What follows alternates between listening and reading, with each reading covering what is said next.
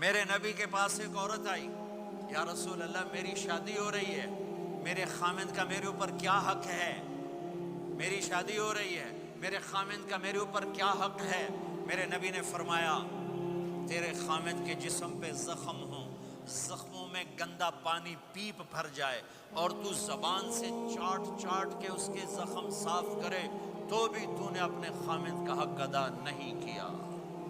ہاں، میرے نبی تشریف لے جا رہے تھے، اونٹ نے سجدہ کیا، صحابہ کہنے لگے یا رسول اللہ یہ اونٹ آپ کو سجدہ کر رہا ہے، ہم نہ کریں سجدہ؟ نہیں، میری شریعت میں سجدہ اللہ کو ہے، اگر ہوتا تو میں بیوی سے کہتا خامد کو سجدہ کر۔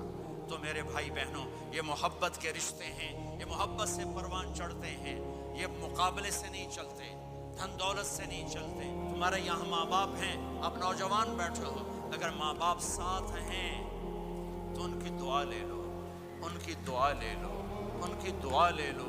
ماں کی دعائیں تمہیں نبیوں کے ساتھ کھڑا کر دیں گی، باپ کی دعا تمہیں بڑے بڑے کتب ابدالوں کے ساتھ کھڑا کر دے گی۔ والدین کو خوش کرنا، جو صبح صبح والدین کی صرف ایسے جا کے دیکھ لے، نہ سلام کرے نہ حال پوچھے، بس یوں دیکھ لے محبت سے، صبح سے شام تک جنت میں 2 دروازے اس کے لیے کھل جاتے ہیں۔ صبح سے شام تک جنت میں 2 دروازے کھل جاتے ہیں۔ اگر آپ کے ماں باپ یہاں ساتھ ہیں تو اپنی جنت بنا لیں، ان کے مرنے سے پہلے پہلے اپنی جنت بنا لیں، ان کی دعا لے لیں۔ ایک نوجوان ذمہ دار تھا، نہ نماز نہ روزہ نہ حج، کچھ بھی نہیں، اور غافل زندگی۔ اب تو ماشاءاللہ بہت بدل گیا ہے، کہتا مولانا میری کبھی کوئی دعا رد نہیں ہوئی، حالانکہ سارے عیب تھے، سارے گناہ تھے، دعائیں ساری قبول تھی۔ میں نے کہا وہ کیسے؟ کہ میں رات کو جا کے اماں کو بھی دباتا، اور اب بہت بڑا ذمہ دار اپنی ماں کو بھی دباتا، اپنے باپ کو بھی، پھر دونوں کے پاؤں یوں اپنے باہوں میں لے کر ان کو چومتا اور ان پہ سر رکھ کے دعا کرتا، میری ہر دعا قبول ہوتی تھی۔ تو اپنے ماں باپ کے قدموں تلے اپنی دعائیں تلاش کرو، خاص طور پر اپنی ماں کے قدموں تلے جنت تلاش کرو۔ میرے نبی نے کہا ماں کے قدموں تلے جنت ہے۔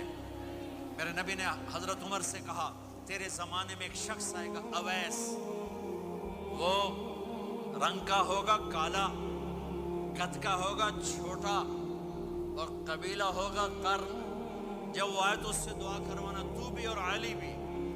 کہ وہ کس لیے؟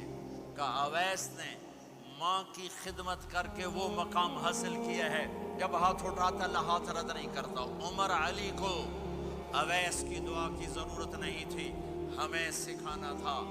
اس عمر کے زمانے میں ان کو پتہ چلا کہ اویس آگے ہیں، ان کو ڈھونڈتے ڈھونڈتے پہنچے میدان عرفات میں، نفل پڑھ رہے تھے، یہ ان کے پاس بیٹھ گئے۔ انہوں نے دیکھا 2 آدمی آ گئے، انہیں سلام پھیرا۔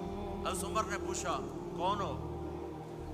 کہ مزدور ہوں۔ کا نام کیا ہے؟ کہ اللہ کا بندہ۔ کہہ رہے بھائی اپنا نام بتا جو تیری ماں نے رکھا ہے۔ کہ تم کون ہو؟ وہ پہلی دفعہ آئے تھے۔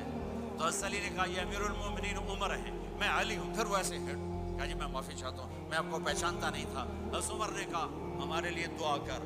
وہ رونے لگے میں آپ کے لیے دعا کروں گا۔ کہا تو کر، کہ میرے نبی مجھے کہہ کر گئے تھے عمر عمر عمر، علی علی علی، کہ اویس سے دعا کروانا۔ کیوں؟ کہ ماں کی خدمت کر کے وہ مقام پایا ہے، جب ہاتھ اٹھاتے ہیں ہاتھ واپس خالی نہیں آتے۔ پھر ایک اور حدیث سنو، میرے نبی نے فرمایا جب لوگ جنت کو چلیں گے اور اویس بھی چلیں گے تو اللہ تعالیٰ فرمائیں گے باقی چلے جاؤ، اویس رک جائے۔ تو اویس کرنی کہیں گے یا اللہ مجھے کیوں روکا؟ تو اللہ کہیں گے پیچھے دیکھو۔ وہ پیچھے دیکھیں گے، جہنمی لوگ کھڑے ہوں گے، اللہ فرمائیں گے تیری ماں کی خدمت، جہاد نہیں، نماز نہیں، روزہ نہیں، حج نہیں، زکوٰۃ نہیں، علم نہیں، ذکر نہیں، تبلیغ نہیں، تیری ماں کی خدمت۔ آج اس کا صلہ دیتا ہوں۔ یہ دوزخ والے کھڑے ہیں، جدھر جدھر تو اشارہ کرے گا تیری طفیل سب کو جنت میں ڈال دوں۔